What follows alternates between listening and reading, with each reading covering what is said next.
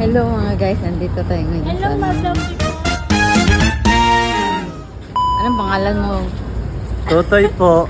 Sa'yo. Ate ako ni Totoy, di ba? Ikaw. Na ampun. Ampun ni Ikaw. Totoy. Nanay ni Totoy. Ito. Anong pangalan mo, Miss? Ang dada. Tumawa lang siya eh. Hindi po kami ng tulong. Kasi Para sa ano po, ma'am? Kasi hindi po kami makauwi ng Batangas. Nandito po kami ngayon Paano kayo sa- nakakapunta kayo dito? Ano? Nagpatulong kay Elmo. Ha? Paano po kami nakapunta dito? Meron po kasi kami nakausap na isang tao na sabi bigyan daw kami ng trabaho. Tapos ano, pagdating dito, binabala kami dito sa 11B. Tapos wala naman 11B, wala naman kami Chinese daw dito. Ang gusto po ng Chinese kasi, ano, foreigner pa lang gusto nilang maging housekeeping dito. Bakit ganun? Tapos, ilang araw na kayo dito ngayon? Kahapon lang kami dumating, te. Tapos ngayon, pakalong araw, gusto na namin manghingi. Ilan kayo dito? 5 po, 5. 5. So, ano nyo ngayon? Saan kayo nakatira? Dito, nakikitulog lang kami sa labas. May pagkain kay ate, tulong-tulong ako kasukas na ng plato.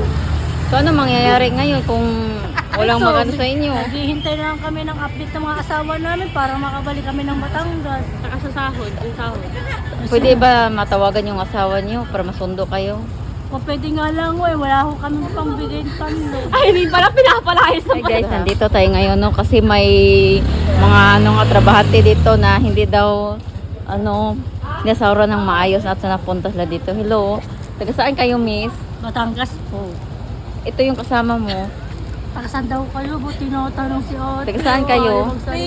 Nahiya po siya. Kayo po, sir, taga saan? Taga-Biringan po. Ikaw po. Taga-Encantador po ako. Ito po. So, pwede magtanong paano kayo napunta dito, ma'am? May nagbigay ho sa amin na trabaho dito sa Harrison, Pasay. Ay sabi daw housekeeping.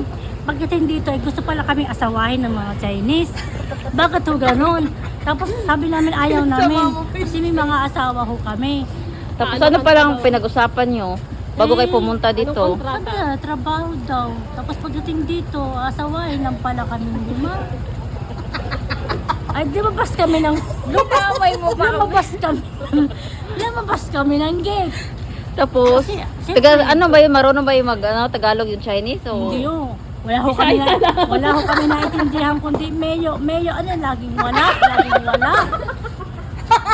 So, nakakatuwa din, no? Pero, kawawa din kayo. Magkano ang sinasahod nyo dito? Mahjong sila, mahjong. Magkano ang sinasahod? 21K daw. 21K? Dito 12K pala, baliktad. Oo, tapos, 400 a day. so anong natin maitulong ko sa inyo? Humihingi po kami ng tulong, pamasahe pabalik pa Batangas. Kahit piso-piso lang sa Gcash, 09355 37652.